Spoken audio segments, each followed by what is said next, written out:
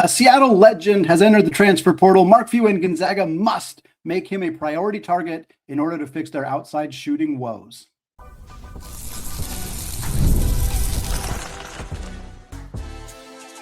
You are Locked On Zags, your daily podcast on the Gonzaga Bulldogs. Part of the Locked On Podcast Network, your team every day. What is going on, y'all? Welcome into the Locked On Zags podcast. I am your host and longtime Gonzaga podcaster, Andy Patton. It is the first day, as I'm recording this, of the transfer portal being open. We are fully in the off-season portal mode, and today we're talking about another player from Gonzaga who has entered the transfer portal. Steele Venters is moving on after 3 years in Spokane. Unfortunately, only one healthy season on the floor. We're going to talk about his decision, what this might mean for Gonzaga and for Steele Venters. We're also going to take a look at his history, how we got here, what his season looked like in Spokane this past year, his future, his legacy, obviously the agonizing results that were him only being able to play one of these last 3 years for Gonzaga. We'll get to all of that in the final two segments of the show, but we are leading the show with another transfer portal target for Mark Few and the Gonzaga Bulldogs. A legend, if you will, that is, as many of you may have surmised, Legend Smiley, a 6'5" sophomore guard from Seattle, Washington. He entered the transfer portal after spending one season at the University of San Francisco. He played very well against Gonzaga this year, particularly in Spokane, so a lot of fans will remember him for that. We're going to talk a little bit about his history, who he is, why he might be a great fit in Spokane this upcoming season. So again, Smiley was a freshman last year at the University of San Francisco, 6'5", rising sophomore guard. He's from Seattle. He played the first 3 years of his high school career at Garfield High School under head coach Brandon Roy. Garfield's historically excellent high school basketball program in the state of Washington. So a lot of accolades, a lot of attention that he got while he was there, so much so that he transferred for his senior year of high school to Link Academy in Branson, Missouri, which is one of those, as you've heard me mention on the show, those of you who are everydayers, basketball factories, similar to Compass Prep, where Davis Fogle spent his senior year, Prolific Prep. There's many of them. Montverde in Florida, where the Nemhards played. Link Academy in Missouri is definitely one of them. Luca Foster, who is joining Gonzaga next year in the class of 2026, he is currently playing at Link Academy as well. So again, it's where if you're one of the best in high school, you often end up seeing guys play there. So for Smiley, after 3 years at Garfield, he ended up playing his final season in Missouri, was a 4-star recruit at a handful of different recruiting outlets. 247 Sports still had him as a 3-star. They had him 230th in the 2025 class, but there was a few other places that were a little bit higher on him. He ultimately ended up committing to San Francisco. He had some attention from University of Washington, as you might expect. He had some attention from Utah State, UNLV, a couple of other nice schools as well, but ends up going to San Francisco to play for Chris Gerlofson and the Dons, and has a really productive freshman year. And you don't often see a lot of 4-star guys ending up at schools like USF schools, non-Gonzaga schools or non-St. Mary's schools in the WCC.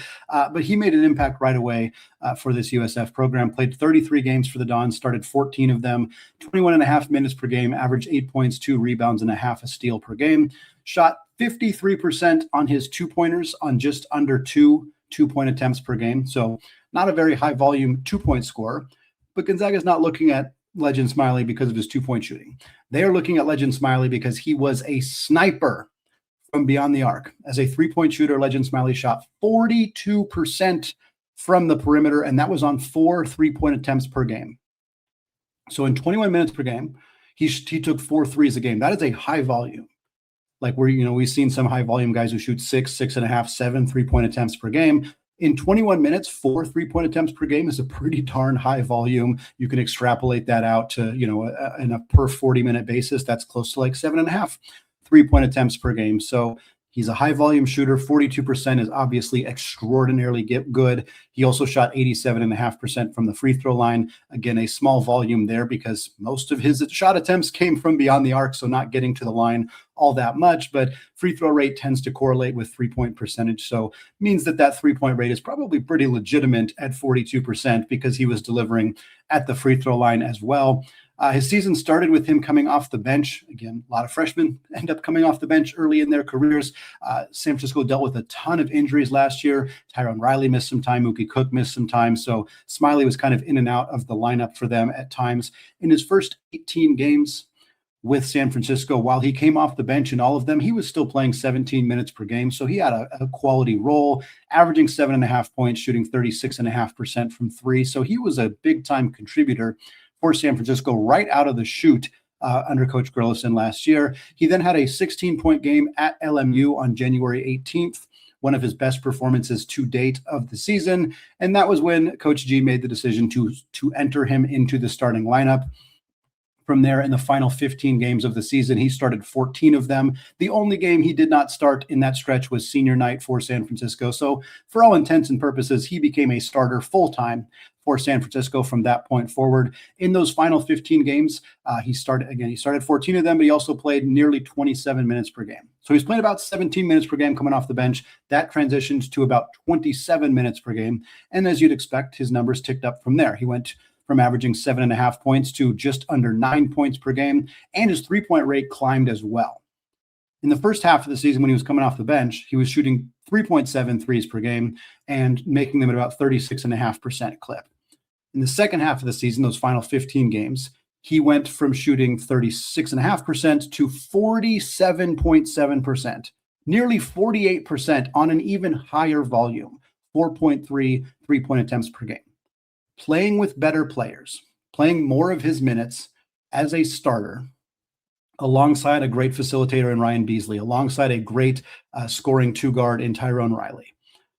That is when Legend Smiley thrived for San Francisco. 48% over a 15-game sample size on over 4 attempts per game is excellent. I mean, there's not any other way to put it. That is lights out three-point shooting from Legend Smiley during this stretch of games.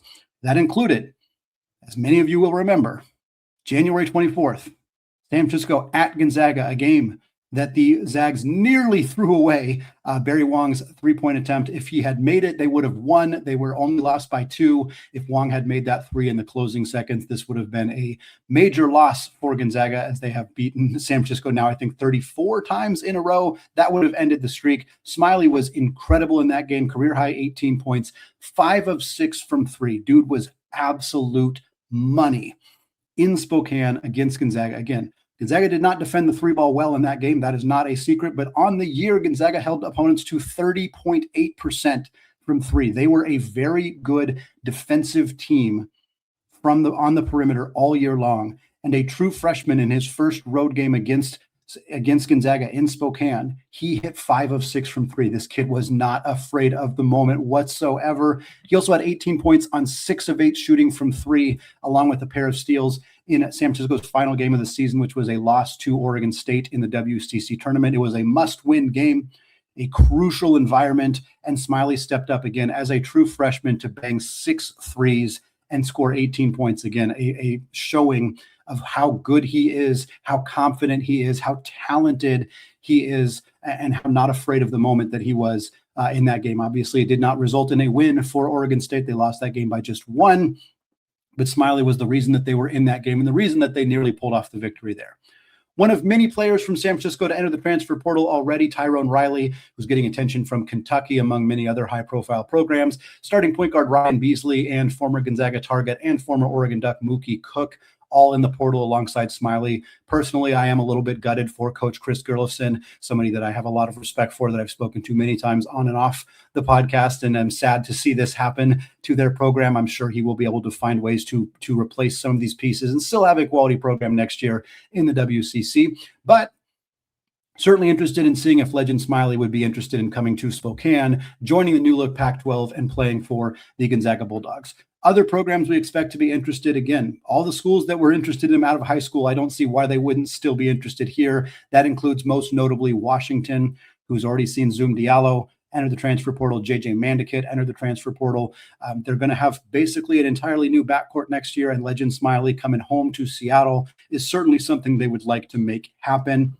UNLV and Utah State, no reason they wouldn't be invested in trying to get him there after pursuing him out of high school initially. And again, he's a 6'5" guard who shot 42% from 3 with 3 years of eligibility left. Who wouldn't be interested? Like, truly, there's going to be a lot of interest here. Now, he's not a point guard, so I think teams that are looking for like a pure one are maybe not going to be as interested in him. But like, you can't tell me Oregon's not going to give a call here, see if they can get some Nike money to convince him to come to Eugene, maybe UCLA, Stanford, Cal, if they want to try to keep him in the Bay Area. Again, there's not much of a shortage here. Oregon State, Justin Joyner might try to make a splash by bringing him to Corvallis. David Riley, I don't know if they're going to be able to afford him. Both those programs have not had the budget necessary to compete for a lot of high-profile players. And make no mistake, Legend Smiley is going to get plenty of attention out in the portal market. In terms of the fit at Gonzaga, I don't think there's a whole lot more that needs to be said. We are talking about a two-guard, somebody who plays off the ball, who is a sniper from beyond the arc. That is desperately what Gonzaga needs. And we're pairing this with the Steele Venters conversation, not only because Steele entered the transfer portal and is currently a trending topic, as it were, for Gonzaga, but because this is what Gonzaga wanted Steele Venters to be.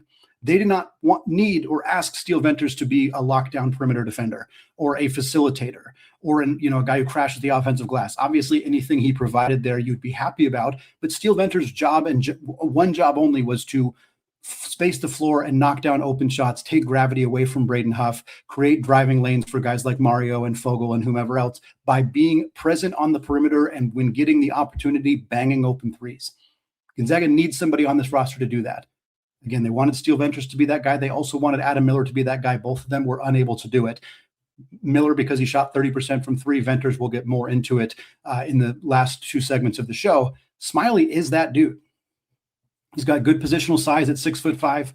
The partnership between him and Mario, again, people who kind of have concern about a small backcourt. Mario's 6'3", Smiley's 6'5". You have size in your backcourt.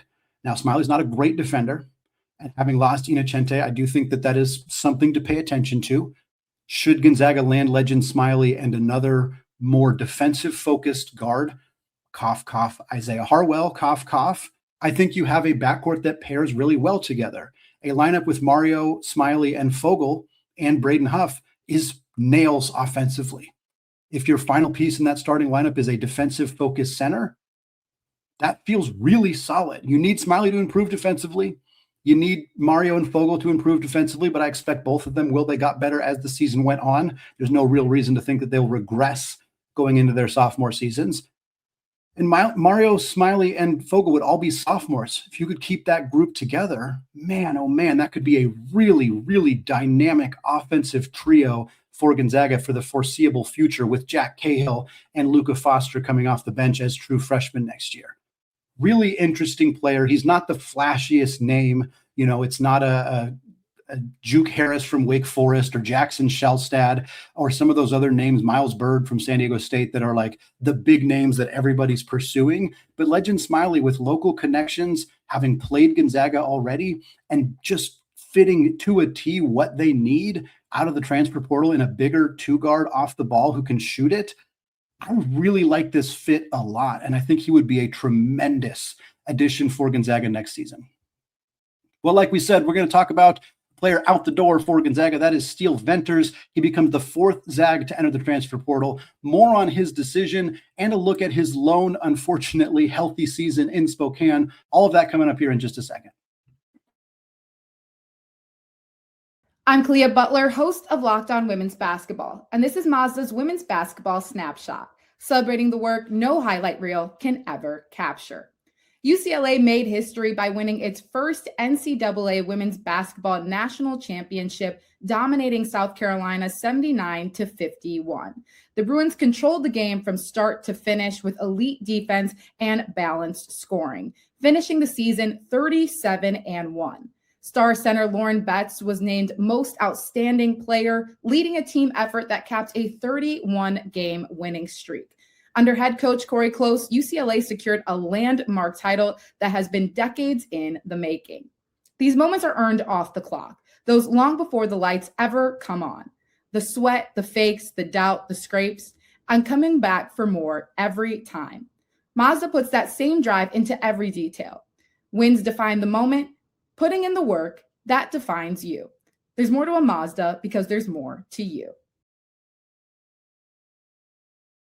All right, folks, still Andy Patton, still Locked On Zags, still part of the Locked On Podcast Network, now the #1 sports podcasting network. And folks, if you never miss an episode, it is time for you to make it official. Join the Locked On Everydayer Club and get ad-free audio, access to our members-only Discord, and more. It's all built for our most loyal fans. Go to lockedonzags.supercast.com or click the link in the show notes to learn more and join your team's community. All right, continuing our conversation. Well, I guess moving on from our conversation, we talked Legend Smiley, San Francisco guard from the city of Seattle, who is a very, very tailor-made fit to what Mark Few and Gonzaga need on next year's roster. For a variety of reasons, notably, Gonzaga shot it worse than they ever have from the three-point line last year, but also because they need to replace one of the very few players who was effective as a three-point shooter this past season, and that is Steele Venters. Steele Venters has made the decision to enter the transfer portal. He becomes the fourth Zag to do so, joining walk-on guard Cade Orness, as well as backup point guard Braden Smith and starting wing Emmanuel Innocenti. We talked about Smith and Innocenti on Tuesday's show. We mentioned Orness late last week, and now we're talking about Steele Venters, but this is going to serve as our Steele Venters season review as well. So we're going to talk about his history. We're going to talk about his performance this past season. We're going to talk about his future, which includes where he might end up in the transfer portal. Before we get to that, though, I do want to mention Steele Venters does have to get a waiver for eligibility for next year. It is not a guaranteed thing. In fact, it will probably be a bit of a battle with the NCAA for him to get an extra year. Now, he should.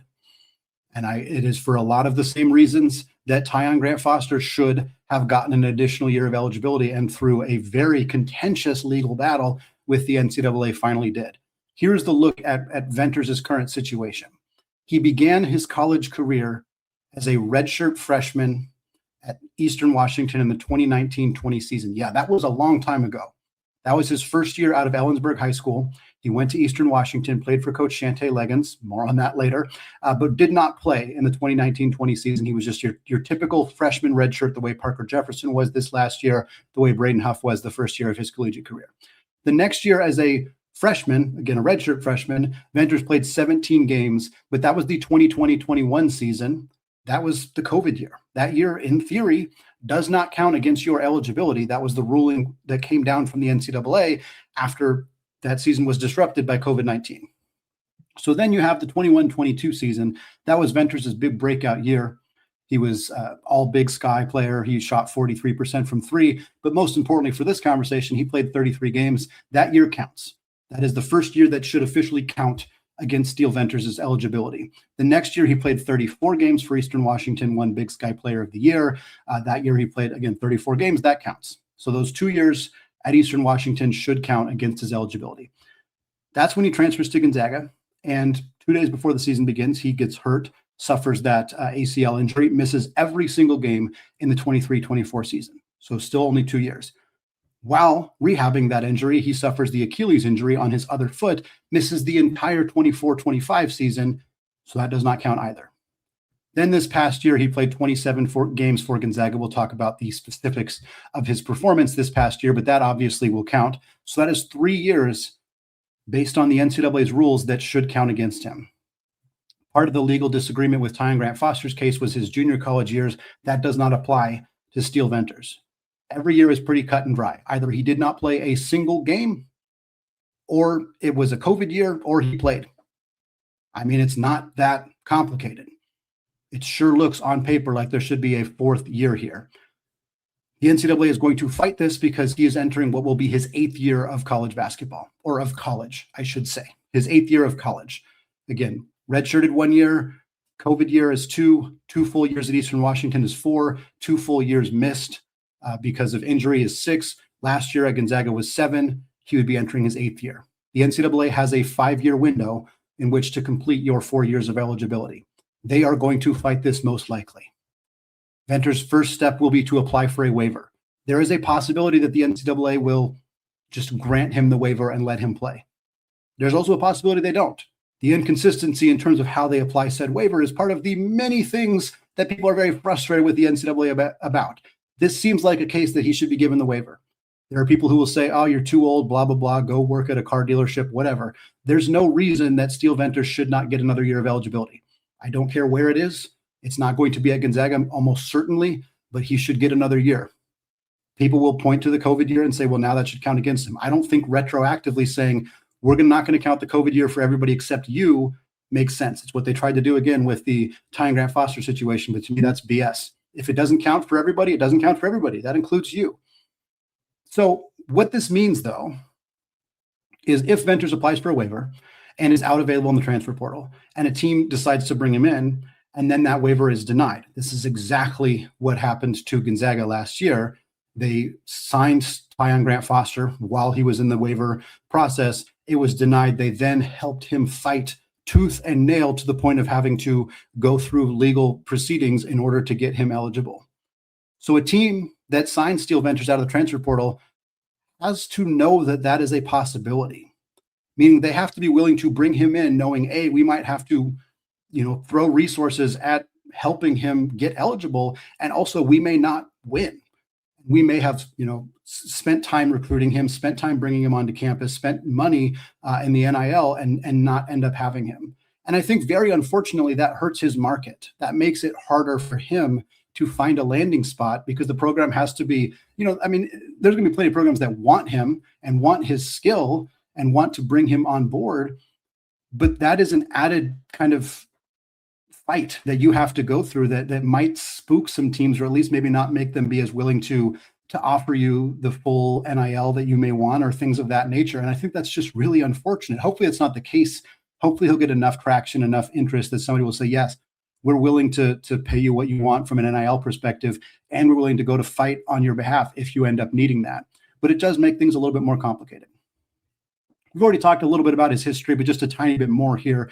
6'7" wing from Ellensburg, again, blossomed into a great player at Eastern Washington, averaged nearly 17 points per game in his first full starting season for the Eagles, was Big Sky, all Big Sky honors, shot 43.5% from three, returned to Eastern Washington the next year, played 34 games, won the Big Sky Player of the Year award over Dalton Connect at Northern Colorado, who then transferred to Tennessee, became an All-American, was drafted in the first round by the Los Angeles Lakers. All that feels like it happened so long ago, which kind of highlights how long Steele Venters has been in college, because that year was his fourth year of college already when he won that award. And that was before Dalton Connect ever even stepped foot on Tennessee or was a household name whatsoever. Again, just been quite a ride for Steele Venters. He then transferred to Gonzaga. And again, another way to kind of frame this for all of you, he committed to Gonzaga a week before Ryan Nembhard, a week before Graham Ike. That is the timeline for when Steele Venters made his commitment to Gonzaga. Then 2 days before the 23-24 season, he suffered a torn ACL and missed the entire year. That pushed Dusty Stromer into a starting role, changed a lot of things about Gonzaga's season. While rehabbing from that torn ACL, on his other leg, Steele Venters suffered an Achilles injury and missed the entire following season. Absolutely heartbreaking, devastating for Steele Venters to go through this, to have to miss another full year. But Gonzaga stuck with him. He continued to work, continued to rehab, continued to fight to get back on the floor, and then he did. And that's what I want to talk about in the final segment. What happened in Steele Venters' lone season healthy on the floor for Gonzaga? The emotion of him getting healthy and getting that chance to play, and then what happened down the stretch as he gradually fell out of the rotation. We're going to talk about that, a little bit more about his future, all coming up here in just a second. But first, folks, if you got workplace chaos, deadlines that are stacking up, inboxes overflowing, and that one position that you have to fill is still sitting open, when that pressure's on and you need the right hire, that's a job for Sponsored Jobs. Indeed, Sponsored Jobs helps you reach the people who actually fit what you're looking for with the right skills, experience, and location, so you're not just hoping the right candidate happens to stumble across your post. And here's a stat that says it all. In the minute that I've been talking to you, companies like yours made 27 hires on Indeed, according to Indeed's worldwide data. So if you're hiring, spend less time searching and more time actually interviewing candidates who check all your boxes. It takes less stress, it takes less time, and you get more results. When you need the right person to cut through the chaos, that's a job for Indeed Sponsored Jobs. And listeners of this show will get a $75 sponsored job credit to help get your job the premium status it deserves at Indeed.com/podcast. Just go to Indeed.com/podcast right now and support our show by saying you heard about Indeed on this podcast. That's Indeed.com/podcast. Terms and conditions apply. You need to hire, that's a job for Indeed Sponsored Jobs. Today's episode is also brought to you by Robinhood. Folks, what if sports were traded like markets? Now you can put your sports IQ to work in real time with Robinhood prediction markets. It's not you against the house, it's you participating in a live market. You can buy or sell your positions live all game long. Use your sports knowledge in the moments that matter. Robinhood prediction markets changes the game. It's people who move the action, so when momentum shifts, you can move right along with it. I always knew the game, but I never had a dynamic way to apply that knowledge. And now I can actually take part live in a market powered by the people. You're no longer just a spectator. Play by play, you decide. So trade every play with Robinhood, now available across the US. Download the Robinhood app now to begin. Futures and cleared swaps trading involves significant risk and is not appropriate for everyone. Event contracts are offered by Robinhood Derivatives, LLC, a registered futures commission merchant and swap firm. All right, folks, segment 3, still Andy Patton, still Locked on Zags podcast. Still talking about Steele Venters and his decision to enter the transfer portal. We talked about the fact that he is doing that, the fact that he is applying for a waiver for an additional year of eligibility. And we talked a little bit about his career, how he ended up in the spot of needing an eligibility as he enters what will hopefully be his 8th year of college basketball and his 4th year of eligibility counting against him. And it's not going to happen at Gonzaga, but we do want to talk about what happened this past year at Gonzaga, because after 2 years of not being able to play, Venters continued to work and put in what I imagine was just an extraordinary amount of mental and physical strain to get back to playing at a high level for Gonzaga. And while he maybe did not play at the level that was expected of him when he first committed to Gonzaga and did not show some of the mobility that I think would have been necessary for him to play a bigger role for this team, I want to say very plainly, the fact that he rehabbed from 2 significant but totally separate injuries to be able to prove capable of playing for one of the top 15 teams in the country is nothing short of extraordinary. The fortitude that takes, the just commitment and passion and freakish dedication to get back to that level of playing. Maybe it wasn't the full 100% that he is capable of, but it was darn close, and it was still good enough to be a rotation player for Mark Few and the Gonzaga Bulldogs.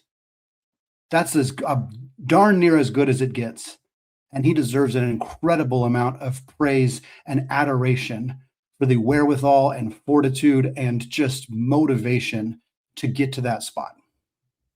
Venters ended up playing 27 games for Gonzaga this past season. He started 10 of them. He averaged 15 minutes per game, 5 points, little over 1 rebound, and 1 assist per game.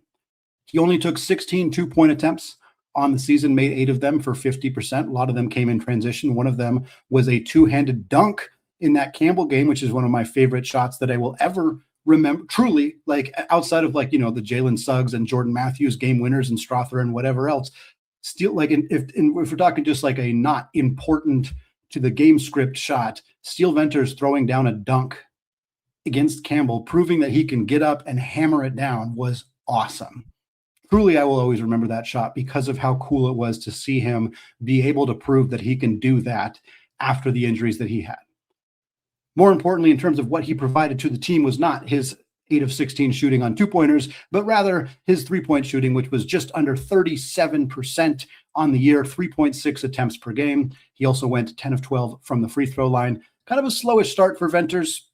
Who could possibly blame him for that? But he really got going by the time the Players Era Festival rolled around in late November, just a few games into the season. At that point, he had one of the best games, probably his 2 best games of the season, or 2 of his 3 best games were the first 2 games in that tournament. He had 12 points on 4 of 8 shooting from 3 against Alabama.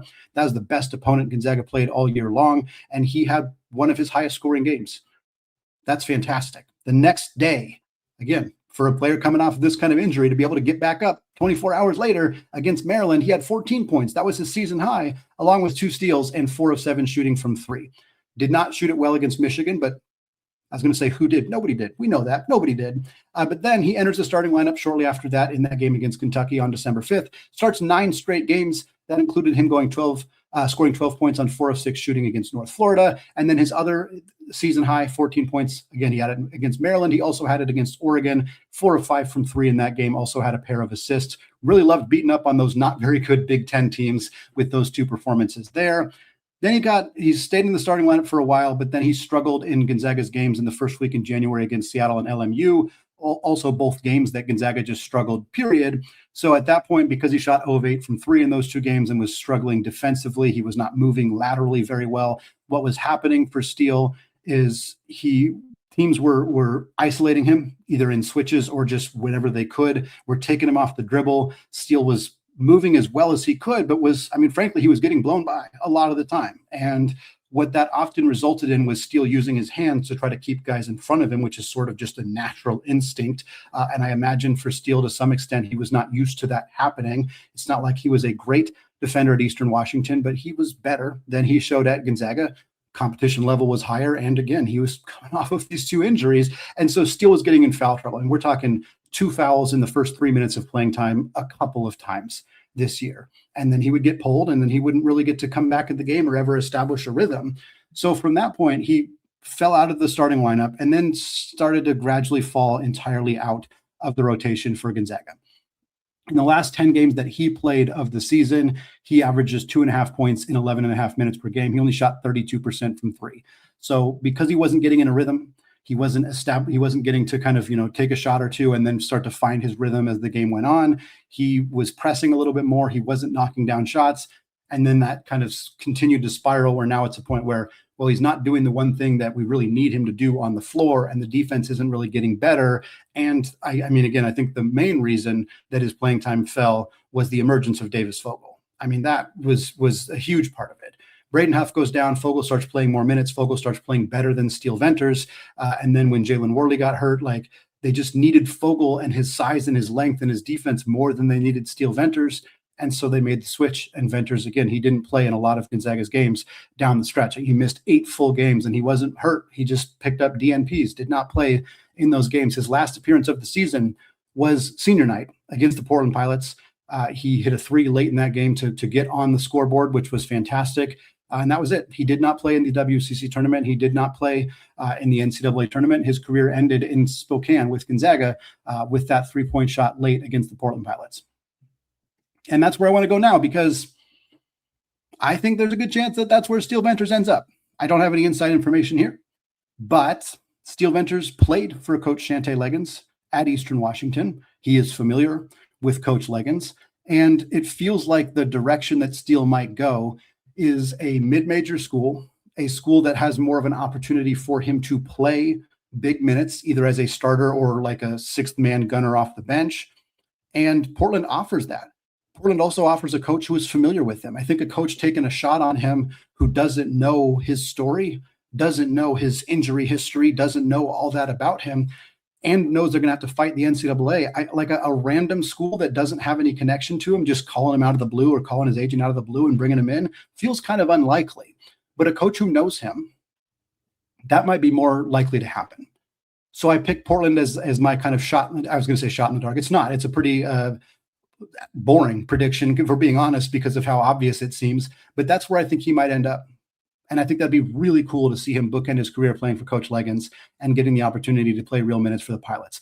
I will also toss out Seattle U. Coach Chris Victor was an assistant coach at Eastern Washington, so he is also familiar with Steele Venters. Their shooting guard off the bench, John Christophilus, who was their best 3-point shooter, has entered the transfer portal. Venters could fill that role for Coach Victor and the Redhawks next year. Maybe Steele just goes back to Eastern Washington. Obviously doesn't have a strong connection to Dan Munson, but by all accounts, Steele was very well loved by Gonzaga's coaching staff, and I think that they would give him a glowing review for Coach Munson to bring him back if that's what Steele wanted to do. So those are a couple of schools that stand out to me as potential options. Again, it could be somewhere else. I don't want to pigeonhole him or say it's going to be there, but that does feel like a fairly likely trio of schools to consider for Venters at this point. Venters had some NBA buzz, initially when he transferred to Gonzaga, but unfortunately that has gone away. The mobility is not there for him right now. The age, he'd have to be like the best pure 3-point shooter. And even then, I just don't see him being able to provide enough defensively to be an NBA player. He'll have a pro career if he stays healthy, going overseas, playing in the G League, something like that. But the NBA dream is unfortunately dead for Steele Venters. And it's tragic that it happened the way that it did. And that's kind of the sad legacy for Steele Venters. I copied over my notes from the last time we did a season in review, which was about Ty and Grant Foster. And when I had Ty and Grant Foster's legacy, it said, what if? Like another what if for Gonzaga. Steele might be the biggest what if for Gonzaga on this most recent team. Braden Huff's injury obviously is a huge one. Jalen Worley's injury is a huge one. There's a whole lot of them, which is what made this season a little agonizing to watch, despite the Zags going 31-4. But for Venters, this is a what if that spans 3 years. And the domino effect of Steele Venters not getting hurt is kind of fascinating to explore. Dusty Stromer doesn't end up starting as a freshman. Does that positively or negatively impact his development? Does him getting brought along more slowly that season instead of being harshly brought out of the starting lineup and replaced by Ben Gregg, does that help him grow and develop and become a better player in Spokane? Does Gonzaga ever land Emmanuel Innocenti out of the transfer portal? Does he ever play in the rotation for Gonzaga? Do they go after Caleb Battle? Do they go after Ty and Grant Foster? Do they go after Adam Miller? All of those things are very unknown at this time. And it's interesting to wonder what may have happened had Steele Venters not suffered back-to-back season-ending injuries. But ultimately, he did. And ultimately, as I said at the top of the segment, he fought through all of that to return to the floor.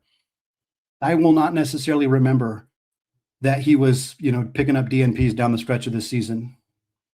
I won't necessarily remember that he struggled defensively and was benched, but I will remember that he fought his way back to playing for this team.